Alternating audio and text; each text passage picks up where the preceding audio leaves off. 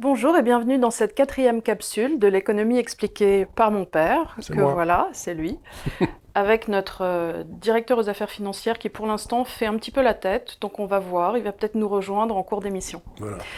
Alors, aujourd'hui, nous avons décidé de vous parler de 2 sujets, on va scinder un petit peu les 3 quarts d'heure, les 45 minutes en 2 temps.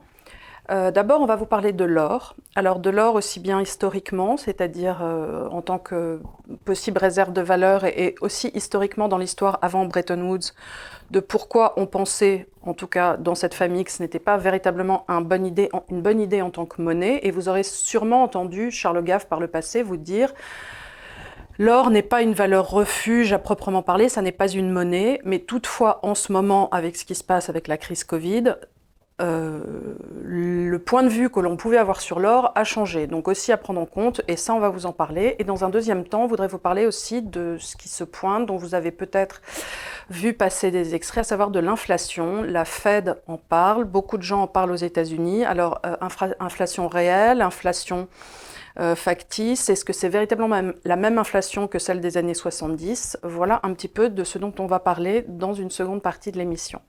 Donc Charles, revenons sur la première partie qui était donc consacrée à l'or. Alors toi, traditionnellement, l'or, t'aimais pas ça. T'aimais pas ça comme, en tout cas, valeur mobilière, actif à détenir dans un portefeuille.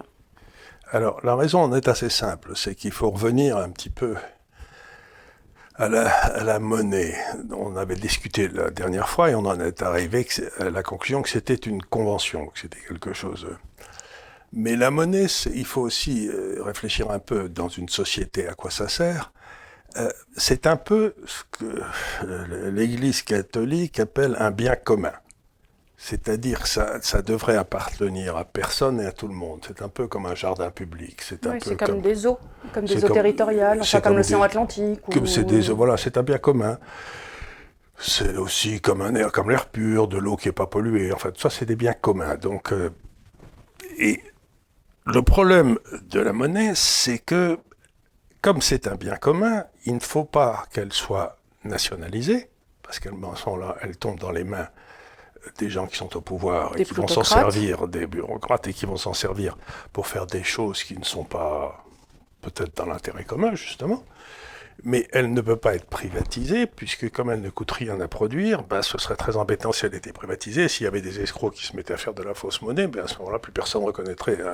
Il n'y aurait plus de garantie pour le peuple. Pour le peuple, personne ne peut analyser le bilan de chaque banque, etc., avant de mettre son argent. Donc ça serait très risqué pour le contribuable. Ce serait très risqué pour le dépositaire des fonds qui ne sait pas pourquoi. Donc, il faut que ça reste un bien commun. Et l'écueil, ça a toujours été, soit le capitalisme essaie de privatiser la monnaie, c'est un peu ce qu'on a eu au début des années 2000, et ça nous a amené à la crise de 2008-2009. Et la réaction, ça a été comme la privatisation n'avait pas marché, on va essayer de faire une nationalisation. Maintenant, on va Attends, s'emparer de la monnaie. je comprends pas quand tu dis la privatisation de la monnaie en 2008. Pourquoi? Parce Parce que qu'on a décidé d'un seul coup qu'on pouvait casser la dette en toute une série de choses. Comme ils avaient mis des taux d'intérêt bas, l'épargnant n'avait pas d'argent. Donc on a créé des fausses obligations qui étaient des obligations. Ce qu'on faisait, c'est qu'on émettait par exemple de la dette, on filait des hypothèques à des gens qui ne pourraient pas la rembourser ou qui avaient oui, peu là de tu chance. parles des subprimes. Des Tu parles de subprimes, la voilà. crise des subprimes. La crise des subprimes, donc on avait créé toute une dette de gens qui d'habitude n'avaient pas accès à la dette. Oui, qui avaient 3, 4 hypothèques sur leur maison Qui et on pouvaient pas, nourrissait un système un système. Mais ce qui faisait, ce qui d'hypothèques était avec des dettes qui étaient refondues les unes dans les autres, Alors, avec des notations. on prenait, par exemple, la dette de 1000 gars qui avaient peu de chances de repayer la dette, et on disait, il y en a 10% qui repaieront leur dette, et celle-là, on va mettre un signal triple A dessus en disant, et puis ensuite, et on vendra ça comme un triple A, et les agences de notation avaient dit, mais bien sûr, c'est un triple A, puisqu'il y en a quelques-uns qui vont repayer leur dette, mais statistiquement, tous n'allaient pas repayer, et puis ensuite, les dettes juste en dessous, c'était des B, puis ensuite, et puis en fait, on s'est rendu compte que aucun ne repayait la dette et que toute cette espèce de fausse classification de la dette s'est écroulée. C'était une tentative de privatisation de la dette Ah bon? par les systèmes financiers. C'était une espèce de tentative. Moi, je vais reprendre, je vais dire, dans le fond, il y a des gens qui ne repayeront pas leur dette, mais je leur prêterai de l'argent quand même. Parce que le banquier de base, il disait,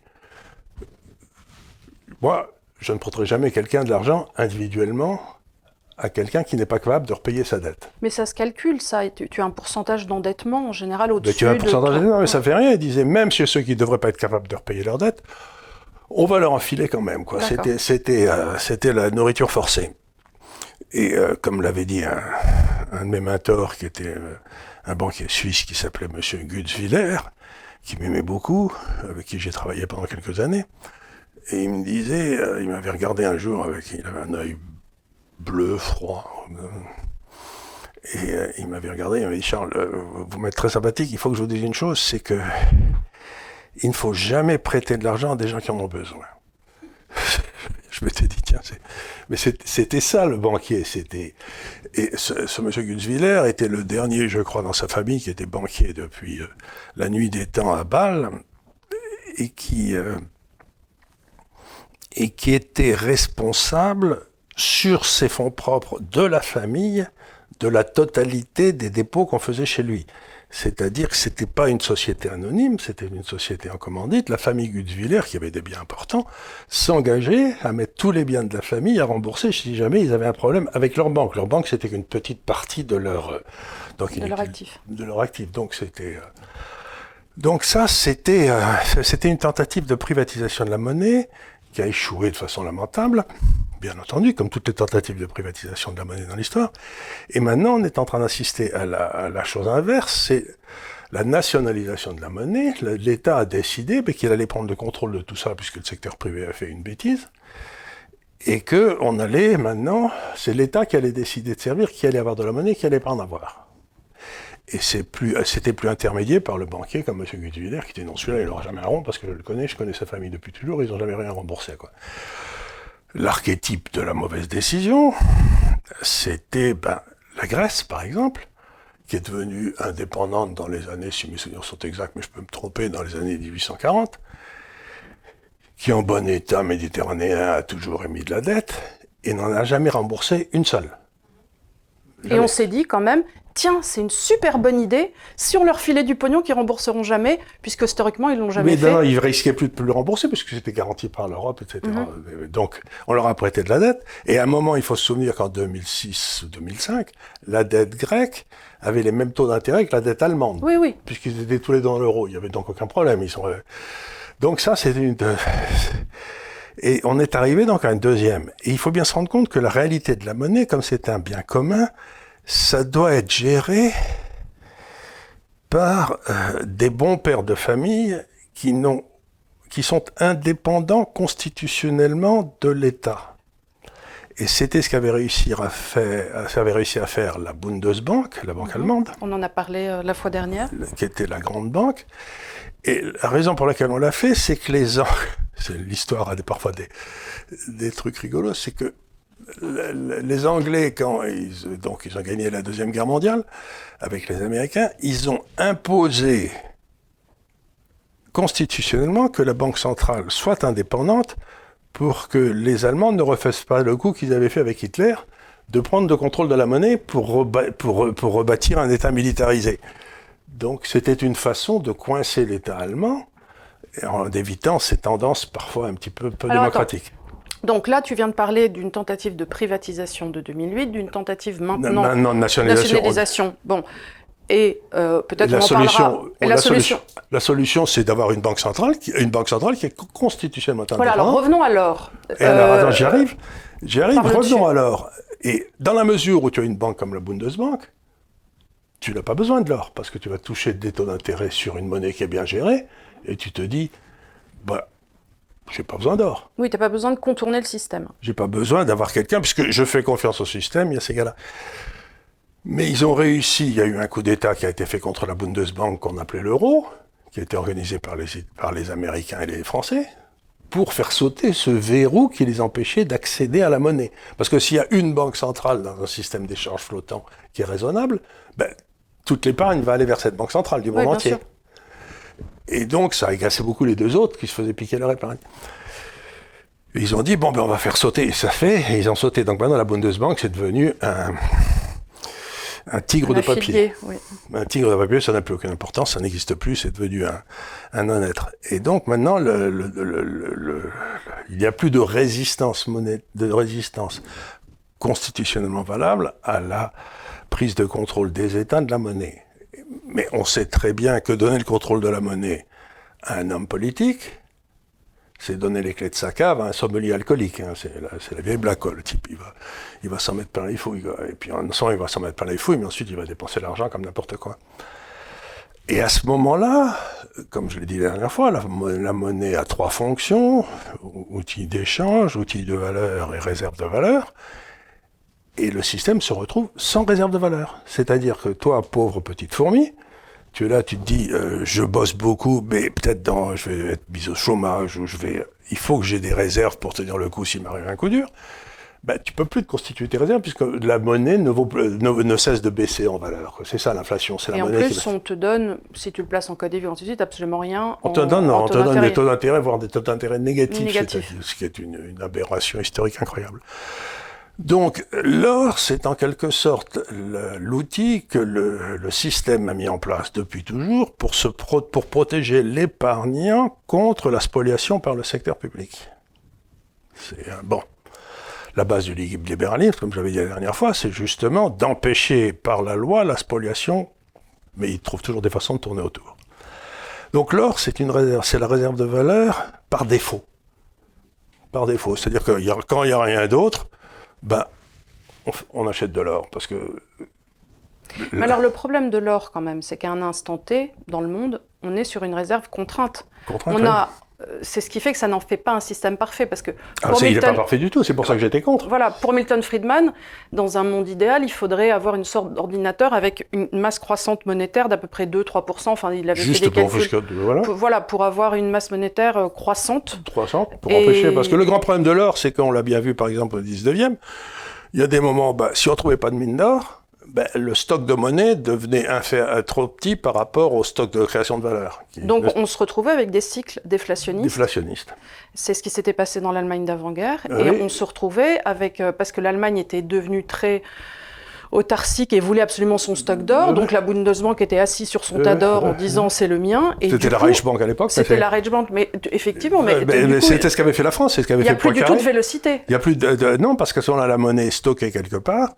Et comme vous savez, c'est la vieille équation de Fischer, c'est MV égale PQ, masse monétaire multipliée par la vélocité de la monnaie, c'est-à-dire le nombre de fois où elle tourne dans l'année, égale le prix multiplié par les quantités. C'est-à-dire que il y a c'est une tautologie, c'est une réalité. Et donc à ce moment-là, vous vous retrouviez avec M qui baissait, V qui pouvait pas monter parce que ils étaient dans des coffres, et puis PQ, à ce moment-là, PQ devait baisser, ça a entraîné une baisse des prix, et ceux qui avaient des dettes, à ce moment-là, sautaient. C'était la grande crise déflationniste des années 1873, qui a duré jusqu'en 1900 à peu près. C'était pire que la Seconde Guerre mondiale. Et ça a entraîné la guerre des bourgs. Des bourgs, parce que justement, comme ils avaient des mines d'or là-bas, les Anglais ont voulu prendre le contrôle. En se disant, tiens, ça va être une bonne idée de leur taper sur la tête et de récupérer les mines d'or au passage. Non, ils vont dire, il faut qu'on récupère les mines d'or, et comme les bourgs étaient soit des Français protestants qui étaient partis il y a très longtemps, après la révocation des dits de Nantes, soit des Hollandais, et que c'était des fermiers robustes et inventifs et combatifs. Il n'y a qu'à regarder au rugby, comment ils jouent au rugby d'ailleurs, c'est viril. Si vous voulez, les Anglais, ils ont attaqué les bourgs pour avoir leur mine d'or, ils se sont retrouvés avec quand même un truc qui était un peu gênant, quoi. Ça a été le début de la carrière de Churchill d'ailleurs, qui était correspondant de guerre pour regarder ça, et qui a fait des trucs assez étonnants déjà. Donc grosso modo, vous vous retrouvez dans un monde où, certes, l'État ne peut plus capturer la monnaie. Ça, c'est un gros avantage. Là, on parle si on était dans un système hors plein. L'État ne peut plus capturer la monnaie, mais en même temps, c'est pas satisfaisant du tout du point de vue de l'optimum économique. Non, puisqu'on ne peut pas créer justement plus par exemple, de masse monétaire. Et quand on a quand on a découvert les Amériques, surtout l'Amérique du Sud, dans les années 1520-1530, d'un seul coup, les prix se sont mis à monter partout en Europe, personne ne comprenait pourquoi. C'est simplement qu'il y avait l'afflux d'or. Il y avait un afflux d'or incroyable qui arrivait, et ça a déclenché une inflation, et les prix se sont stabilisés au bout d'un siècle. Donc, C'était un système qui était laissé au hasard de la découverte des mines d'or. Et j'en avais parlé un jour à Milton Friedman, une fois de plus. Et il m'avait dit, j'avais dit, mais c'est complètement nul les talents or. C'est pourquoi je lui avais dit, qu'est-ce que vous avez contre les talents or? Il m'avait dit, on peut faire mieux. On peut faire mieux. Et lui, son idée, c'était de créer le Bitcoin, quoi. C'était littéralement ça. Il avait pensé au Bitcoin bien avant tout le monde, qui croit comme ça. Et puis chacun ensuite se débrouille pour emprunter l'argent. Oui, mais le Bitcoin, tu vas pas avoir forcément la visibilité d'une réserve de valeur dans le temps. Mais non, puis surtout, il n'y a pas le cours forcé, il n'y a pas la garantie de l'État, c'est pas appuyé sur les impôts. Donc, je vois pas très bien comment on va... Il faudrait quelque part un Bitcoin, mais d'État. D'État. Non pas qu'on adore l'État, rien du tout, mais qui serait un bien commun. Qui serait un bien commun. Qui serait, par exemple, on remplacerait la Banque de France par un gros ordinateur qui fait croître la masse monétaire pour la France de 2 ou 3% par an. Ce serait un bien commun. Les clés pour changer seraient au Conseil constitutionnel. Au fond de la Seine, on les enterrerait, ou j'en sais rien, ou avec les clés pour envoyer les armes atomiques. Il faut que tout le monde soit d'accord pour les toucher. Et puis à ce moment-là, la masse monétaire monte de 3% par an, et puis le marché détermine le prix de l'argent à ce moment-là, et puis il n'y aurait pas de problème. Ça, ce serait un bien commun. Ça remplacerait la Bundesbank. Je crois, mais j'en suis pas sûr, je crois que d'ailleurs les gens qui géraient la Bundesbank étaient responsables sur leurs fonds propres, sur leurs biens propres. Tu l'avais dit, je crois. Ils étaient responsables sur leurs fonds propres. Donc, grosso modo, la difficulté de la monnaie, c'est que c'est un bien commun. Et que ce bien commun, il n'y a rien de plus facile que d'essayer de s'emparer d'un bien commun pour s'enrichir personnellement. Et si on est dans l'État, c'est quand même assez facile, quoi. Donc l'or, c'est cette espèce de réserve, et là je vais peut-être raconter une anecdote, que j'ai peut-être déjà racontée, c'est quand j'étais jeune, donc j'ai travaillé pendant 3 ans dans une banque qui s'appelait la Banque de Suez, qui était une des banques d'affaires françaises à l'époque, et il y avait dans le bureau d'à côté un Italien qui tous les mois s'achetait 4 pièces d'or. C'était en 1970, l'or était bloqué depuis la nuit des temps. Un jour je suis allé le voir en lui disant, mais pourquoi tu t'achètes 4 pièces d'or? Moi, je suis toujours curieux. Je veux savoir pourquoi les gens font des trucs, parce que je me dis, je vais peut-être apprendre quelque chose. Il me dit, écoute, Charles, c'est très facile. Je suis lombard. Et c'est là. Et il dit, le nord de l'Italie, là, on s'est fait envahir par tout le monde. Par l'Est, par l'Ouest, par le Nord, par le Sud. Ça a toujours été le merdier. Pas une petite Pologne. Voilà, une petite Pologne, sauf que c'était beaucoup plus riche. Donc les gens y allaient encore plus, quoi. C'était pas gai. Et il m'a dit, mais avec une pièce d'or, en Lombardie, depuis 1500 ans, tu nourris une famille de 4 personnes pendant une semaine. Donc je dis, mais enfin, la Lombardie va pas être envahie. Il m'a dit, il m'a dit, allez, c'est là où on s'est mis sur la gueule, Monte Cassino et tout. On s'est mis sur la gueule dans le nord de l'Italie très très bien, avec les Américains qui arrivaient du sud, les Allemands qui arrivaient de l'est, les Français qui arrivaient d'Algérie. Enfin bref, ça a été épouvantable. N'empêche que dans cette période, une pièce d'or, tu faisais bouffer une famille pendant une semaine, tu allais voir n'importe quel paysan, il l'achetait. Donc l'or, c'est un petit peu l'endroit où toutes les défenses individuelles contre la tyrannie des États se matérialisent. C'est une espèce c'est presque magique. J'ai un de mes amis qui était un économiste très connu d'ailleurs, qui un jour a visité les réserves d'or de la Banque de France. À l'époque, on en avait encore? Oui, à l'époque, on en a encore beaucoup. Enfin, officiellement, quoi. Mais il faudra voir si un jour, si on fait un audit, je suis pas sûr. Et il m'a dit, j'avais le poil qui se dressait sur ma tête, quoi. Il m'a dit, j'étais dans là, je sentais un truc, il disait, c'était extraordinaire, quoi, comme sensation physique. Ça doit faire un peu Caverne d'Ali Baba, avoir la sensation d'ouvrir et puis de voir cet or rangé comme ça. Oui, ça doit être... Et une autre anecdote que je peux raconter sur l'or, que je trouve extraordinairement parlante, c'est que à la fin des années 80, j'avais un ami qui travaillait à la Banque d'Angleterre, qui est une très vieille banque centrale aussi, et qui m'a dit, oh là là, ça va très mal en Russie. Je lui ai demandé, tiens, en Union soviétique. Il m'a dit, tiens, je lui ai dit pourquoi. Il m'a dit, parce qu'on commence à arriver les lingots d'or de Russie avec le sceau des tsars. C'est-à-dire ils allaient chercher maintenant l'or qui était tout à fait au fond. Tout à fait au fond. Ils C'était les réserves. C'était les trucs qui n'avaient jamais quitté la Russie et qui avaient encore le sceau des tsars. Donc on était sur de l'or de 1915. On était sur l'or de 1880 ou je sais pas quoi. Et ça voulait vraiment dire que l'Union soviétique allait arriver à la fin de ses réserves d'or et que... Donc là, on était encore URSS. On était encore URSS, donc c'était 3-4 ans avant que l'URSS ne saute. Donc quand vous verrez arriver quand la France commencera à sortir ses réserves d'or avec le sceau de Louis XVI, on saura que on est probablement à la fin. Je suis sûr qu'il y a des campagnes normandes ou quoi, où il doit encore y avoir des vieux... Ah bah bien sûr. des vieilles pièces. Des vieilles pièces dans la nuit des temps, mais ça arrive. Ouais. Et on voit à quel point c'est une convention, parce que au Moyen-Orient, dans les années 1850-1880, ce qui marchait très bien, c'était ce que les locaux appelaient la cavalerie de Saint-Georges. Alors la cavalerie de Saint-Georges, c'était des pièces d'or britanniques sur lesquelles il y avait Saint-Georges, puisque c'était le patron d'Angleterre. Et de l'autre côté, il y avait le portrait du souverain local à l'époque. Ouais. Et que les cavaliers de Saint-Georges, c'est avec ça que la Grande-Bretagne achetait les émirs locaux. D'accord. C'était la Rolex de l'époque. C'était la Rolex de l'époque, on leur filait ils étaient très très contents. Mais les pièces d'or sur lesquelles il y avait un homme valaient plus cher que les pièces d'or sur lesquelles il y avait une femme. Donc, alors que c'était exactement le même poids.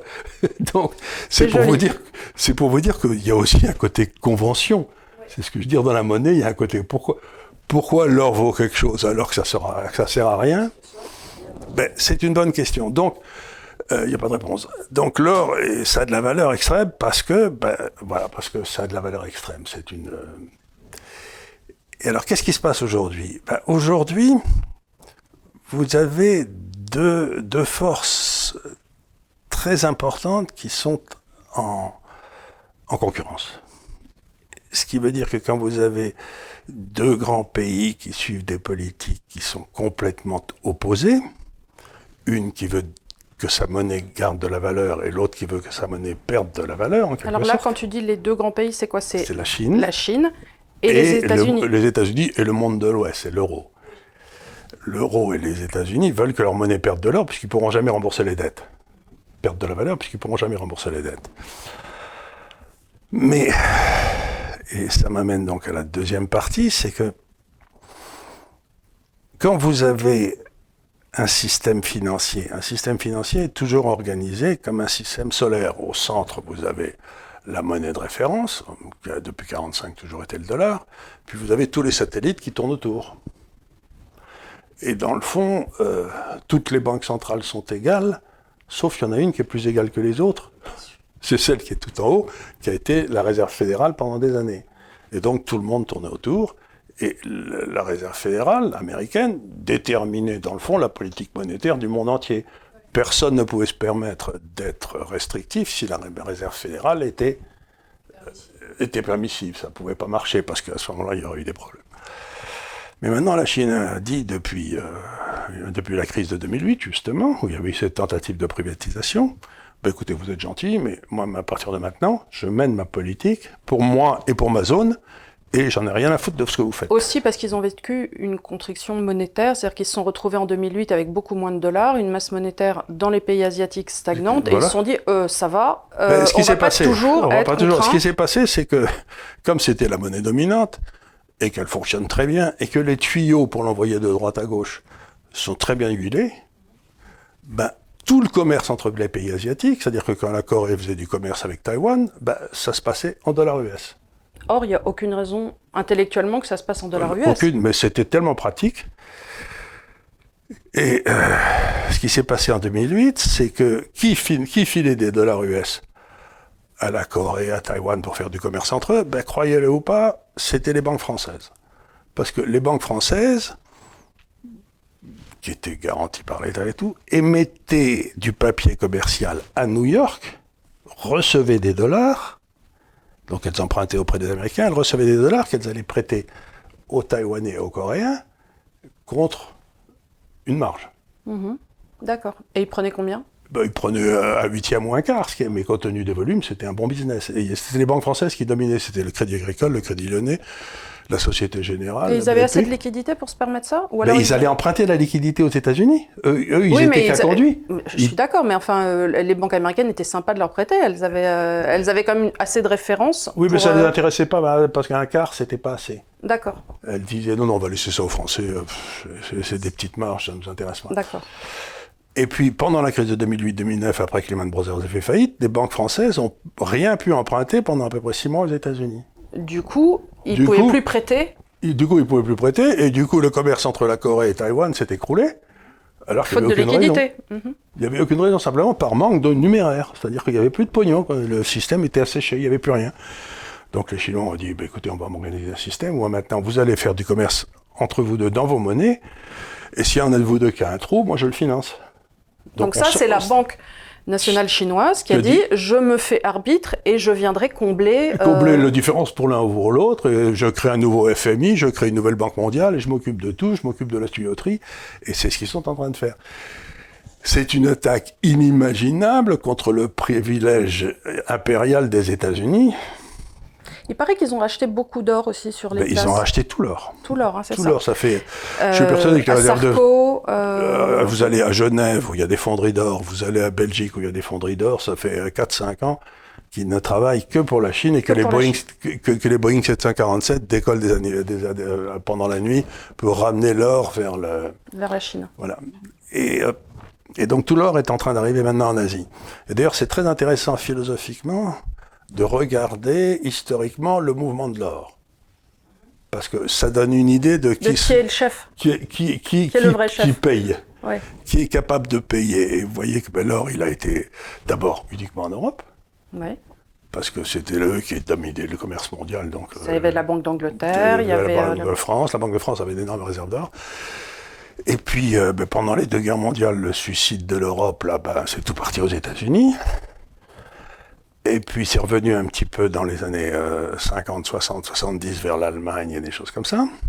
Mais maintenant, c'est en train de tout partir en Asie. Tout partir en Asie. Et d'ailleurs, c'est une incidente, mais les Grands Bourgognes suivent le même chemin. C'est-à-dire, on sait très bien où sont les cantons Charlemagne. Ils ont été d'abord... aux États-Unis. Ils étaient d'abord ils restaient en France, en Europe. France, puis ils sont partis en Grande-Bretagne. Ils sont beaucoup allés à Amsterdam, et pendant les grandes années à Amsterdam, ils sont allés à Vienne un petit peu, mais c'était surtout Amsterdam. Puis de là, c'est parti à Londres, puis c'est parti aux États-Unis, et maintenant c'est en train d'aller en Chine, quoi. Donc vous avez cette espèce d'énorme... Les réserves de valeur, en quelque sorte, sont en train de glisser vers l'Asie, quoi. Ce qui est bien faut jamais oublier qu'avec le pinard, c'est que si par hasard il baisse, on peut toujours le boire, quoi. C'est toujours, c'est quand même un truc qu'on peut pas faire avec l'or, quoi. Mais l'or, comme tu dis toujours de façon phallocrate, rien n'est au-dessus d'une femme avec un joli cou bronzé et un ravissant bijou en or. Ça a aussi une certaine valeur. C'est une valeur très supérieure à l'or. Très supérieure. Très supérieure à l'or. Donc, grosso modo, on se retrouve dans un monde aujourd'hui où il y a un deuxième système monétaire qui est en train d'apparaître. Et c'est comme d'avoir, je ne sais pas si vous vous souvenez, dans la guerre des étoiles, à un moment, il y a Luke Skywalker qui est sur sa planète, et puis il voit le coucher où il y a 2 soleils qui se couchent. Et je me suis toujours dit qu'un monde où il y avait 2 soleils, ça devait être un peu de merdier pour calculer on se lève avec lequel, on se couche avec Et puis surtout, les planètes, elles font comment? Elles tournent comment? Parce que c'est des espèces d'ellipses, ce que font les planètes. Mais s'il y a 2 soleils, ça doit devenir un peu compliqué, quoi. Donc un système monétaire où il y a 2 soleils, ça va être difficile à comprendre. Déjà, avec un, c'était pas facile. C'est-à-dire il va falloir déterminer qui est le grand soleil, et qui est le soleil alpha et qui est le soleil prime. C'est ça, et c'est toute l'histoire des 30 prochaines années monétaires. 30 ans, tu penses, ça va prendre? Ça va facilement. Donc ça veut dire que pendant 30 ans, il va y avoir des chaos, des sursauts, Et que un système centralisé est assez facile à rendre fluide. Mais il n'y a pas de frottement. Quand on est passé de l'hégémonie de l'Europe à l'hégémonie du dollar, ça s'est fait beaucoup plus rapidement qu'en 30 ans, à cause des guerres. Ça s'est pas fait, ça a bien pris 30 ans, parce que la guerre de 14, c'était de 14 à 18. Et de 18 à 45... Parce que jusqu'alors, c'était nos monnaies européennes. C'était la livre sterling. C'était la livre sterling. Mais de 18 à 45, personne n'a voulu vraiment prendre ce rôle. C'était normalement les États-Unis qui auraient dû le prendre, mais enfin, ils l'ont pas pris pour des raisons historiques, parce qu'ils n'étaient pas prêts, ils savaient pas quoi faire. Puis ils avaient leur crise de 29. Mais la crise de 29 a été prise en partie parce que les États-Unis ont refusé ce rôle. Donc tu penses? Ah oui, aussi. Tout à fait. Parce qu'au moment où l'Allemagne a eu des gros problèmes de financement dans les années... Justement, avec les périodes déflationnistes 27-28, inflationnistes et déflationnistes, en 27-28, l'Allemagne a eu une énorme crise, l'Allemagne et l'Autriche d'ailleurs, ont eu une énorme crise financière, et c'est à ce moment-là que les États-Unis auraient dû intervenir pour financer cette crise. Donc, gonfler la masse monétaire. Gonfler la masse monétaire, empêcher la contraction, empêcher l'écroulement. Et et relancer. Et en fait, ils ont rappelé tout leur pognon. Au contraire, donc créant une déflation encore plus grande, une construction encore plus grande. Et c'est ça qui a créé la crise de 29. Donc c'est le refus par les États-Unis de prendre de responsabilités monétaires au moment où ils auraient dû les prendre, parce qu'ils n'étaient pas prêts, ils n'avaient pas le personnel, ils comprenaient pas comment ça marchait, quoi. Et à ce moment-là, c'est ça qui a été une des grandes causes. Tu avais déjà Irving Fisher et compagnie. Oui, il y avait des très bons monétaristes, mais il y avait très peu de gens qui avaient réfléchi à la nécessité d'une organisation. En géopolitique, de réfléchir à la monnaie dominante. C'était un truc... c'est curieux, parce que même encore aujourd'hui... Ils réfléchissaient la monnaie en chaque pays. En pays, mais ils ne comprenaient pas la monnaie du commerce commerce international. Parce qu'il y a, par exemple, dans le dollar, il y a le dollar qui est à l'intérieur des États-Unis, que tout le monde mesure. Puis il y a les dollars qui sont en dehors des États-Unis. Et ça fait 35 ans que j'essaye de les mesurer moi. Mais il y a une vélocité, il y a une élasticité aussi. Etc. Mais je suis un des seuls à essayer de comprendre ce qui se passe là-dedans. Aussi curieux que ça paraisse, quoi. Il y a un autre... Et ça envoie des signes, ça. Parce que, par exemple, pour le Liban, tu l'avais vu bien avant. Bien avant, bien sûr. On le voit très bien quand un pays commence à souffrir. Donc, pour revenir à notre question essentielle, c'est que si on a maintenant 2 soleils, je vois pas comment on va pouvoir maintenir un dont la valeur ne cesse de monter et l'autre dont la valeur ne cesse de baisser. Je vois pas comment on peut tenir un système stable sans introduire des contrôles d'échange. Donc, potentiellement, on ne peut pas rester, nous, avec un système fixe, qui est l'euro, face à une monnaie qui s'évalue, une monnaie qui se déprécie, voilà. Et un taux de change fixe que nous donne l'euro. Entre les pays, ce qui nous empêche toute adaptation en France, compte tenu de nos contraintes propres du poids de l'État ou des choses comme ça. Donc, ils ont bâti toute une série d'outils en Europe qui cherchent à bloquer les mouvements de marché, mais ils ne se rendent pas compte qu'en faisant ça, ils rendent le système beaucoup plus fragile. Et c'est une notion extrêmement importante qu'a mise à jour Nassim Taleb, que j'aime beaucoup. Que l'on salue. À qui on dit bonjour. Et qui dit, dans le fond, être parfaitement adapté à son environnement, c'est être extrêmement fragile. Parce que si l'environnement change un peu, et à ce moment-là, on saute. Parce qu'on est tellement bien adapté. C'est les diplodocus qui faisaient 20 tonnes, et qui étaient là, qui bouffaient les feuilles des arbres. Mais à partir du moment où la comète est tombée sur la Terre, le climat a changé pendant une centaine d'années, et tous les diplodocus sont crevés. Donc être antifragile, c'est être un cafard, en fait. En fait, c'était à l'époque, les cafards, c'était les mammifères, qui étaient tout petits, qui se cachaient partout, qui survivaient à n'importe quoi. C'était les mammifères. Et donc, les mammifères étaient extraordinairement antifragiles. Parce qu'ils sont souples, ils peuvent... Ils changeaient, ils bouffaient autre chose, parce s'il y avait plus de verre, ils se mettaient à manger autre chose. Ils mangeaient de la viande. Ils mangeaient de l'herbe, ils se débrouillaient, mais enfin, ils trouvaient autre chose.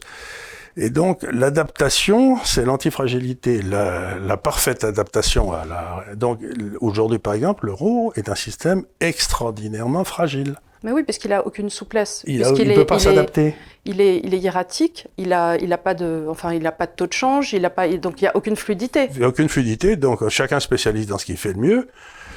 Les Allemands dans les voitures, les machines-outils, et les Espagnols dans l'immobilier, parce qu'ils en ont beaucoup et qu'il y a du soleil là-bas. Et du coup, comme à chaque fois qu'on s'hyper spécialise dans un domaine, on devient fragile, parce que si on fait que des voitures ou que des usines, de fait, on ne sait plus faire des t-shirts, on ne sait plus faire des chaussures. Voilà. Arrive le jour où on a besoin de chaussures et on est dépendant d'un marché extérieur. Ou des médicaments, par exemple. Ou des médicaments. On l'a vu très bien. Donc, c'est pour ça qu'avoir une grande monnaie pour une zone géographique complètement diverse, c'est de la folie, puisque c'est... Dans le fond, il faudrait une monnaie pour chaque zone, quoi. Alors, qu'est-ce que tu réponds aux gens qui disent « Ah ben, il faudrait un euro du Nord, un euro du Sud ». Ben oui, mais ça me ramène au problème précédent. On a un euro du Sud, allez, dans lequel on compte la France, l'Italie, l'Espagne, le Portugal. Très bien. Imaginons. Hein, imaginons comme ça, la Grèce. Allez. Et puis imaginons que les Italiens, pris d'une subite volonté de se réformer, se réforment à fond. Comme ils ont voulu le faire. Comme ils ont voulu le faire. Mais à ce moment-là, on se retrouve dans un monde où les Italiens se réforment, les Français ne se réformeront pas. Les Italiens vont pas être contents, ils vont nous engueuler. Mais c'est pas ça, c'est qu'il va se passer, c'est que on va se retrouver ramené au problème précédent. Donc tu remplaces les Allemands par les Italiens, et la France se retrouve dans le même merdier. Donc il faut que chaque corps politique ait sa monnaie, de façon à ce que l'évolution de la monnaie reflète l'évolution du corps politique. Or, il n'y a pas de corps politique de l'Europe du Sud. Non. Ça n'existe pas et c'est pas prêt d'exister, quoi. Donc, ces problèmes sont infiniment compliqués et le système des prix est extraordinairement efficace et personne ne comprend vraiment pourquoi. La semaine dernière, tu disais que dans le fond, le propre du libéral, c'est d'être modeste. L'humilité. De dire modeste. Oh. Vous savez, c'est bien compliqué ces choses-là, mon pauvre monsieur. On va peut-être surtout rien faire. Et aujourd'hui, nous sommes en face de gens qui pensent qu'ils sont suffisamment intelligents pour intervenir dans un système infiniment complexe dont ils ne comprennent pas le fonctionnement. Et je me dis... Avec des mesures très définitives. Avec des mesures d'une brutalité. Même pas en disant on va essayer un truc, mais vraiment à la marge, puis si ça marche, pas du tout, non. Il change carrément l'outil dont on sert pour mesurer les prix, ce qui est vraiment un marteau-pilon pour écraser une noisette. Et je vous donne un exemple que je trouve... Je suis toujours fasciné par les marchés, parce que c'est fou comme ils fonctionnent bien. Vous prenez quelque chose comme l'or, dont on parlait tout à l'heure, qui commence à flotter en 71. C'est-à-dire que jusqu'en 71, il était bloqué par partir de $. En 71, je crois que c'était en août 71, le président Nixon dit qu'à partir de maintenant, l'or flottera librement. Parce qu'autrefois, les États-Unis ne pouvaient imprimer des dollars que s'ils avaient un stock d'or correspondant. Oui, c'était comme l'Allemagne d'avant-guerre. Enfin, c'était le principe de... C'était bloqué. Bon. Donc ils disent non. C'est-à-dire pour X $, on avait X grammes d'or. On pouvait changer l'un pour l'autre à tout moment. Eh bien, à ce moment-là, ils changent. C'est-à-dire que les États-Unis reprennent le contrôle de leur création monétaire. Ouais. Et ne sont plus contraints par la masse d'or qu'ils avaient. Bon, donc du coup, leur masse monétaire, maintenant, ils en font ce qu'ils veulent. Ils en font ce qu'ils veulent, et du coup, à l'époque, la masse monétaire va exploser parce que les États-Unis voulaient se payer à la fois ce qu'ils appelaient la nouvelle société, c'est-à-dire une nouvelle, un deal social où on payait les gens à ne rien foutre, etc., comme en Europe. Et ils voulaient aussi se payer la guerre du Vietnam en même temps, et ils voulaient se payer ceci et cela, c'est ce qu'on appelait guns and butter, c'est-à-dire on voulait à la fois du beurre et des canons.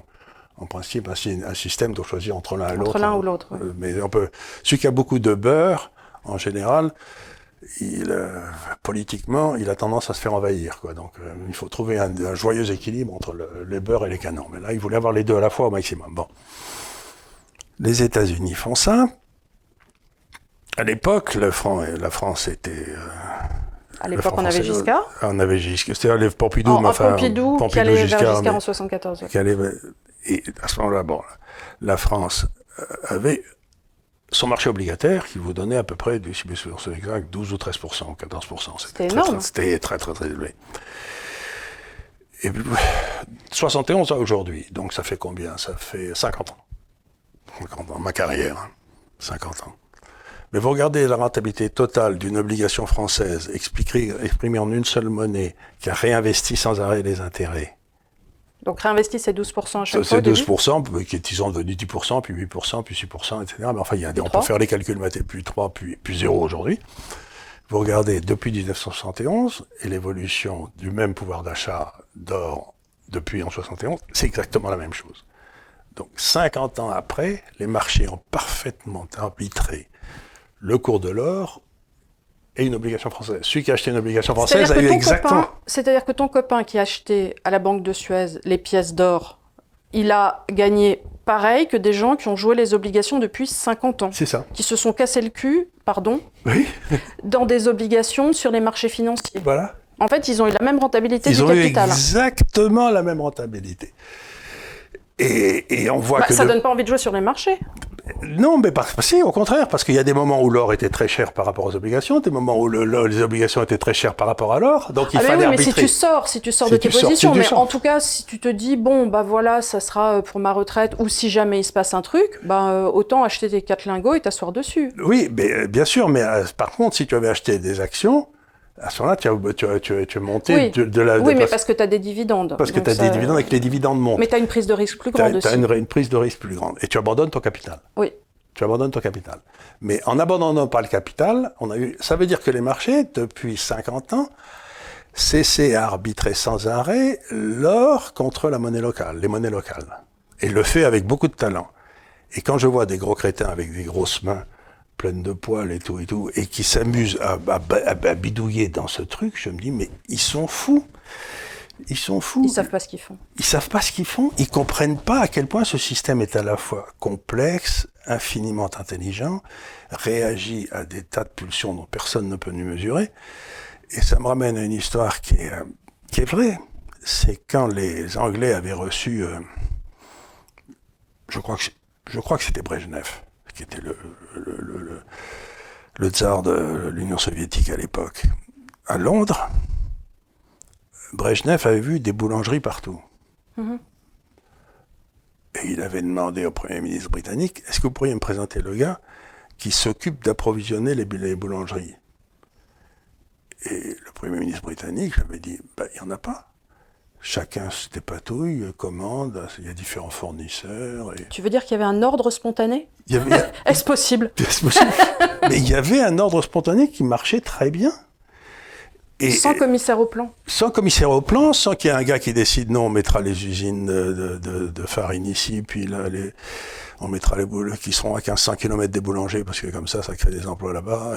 Enfin, je plaisante. Et quand Khrouchtchev était venu à Paris, c'était sous De Gaulle, on devait occuper Madame Khrouchtchev, qui était une paysanne ukrainienne, et Madame Khrouchtchev, on lui avait fait visiter les Galeries Lafayette.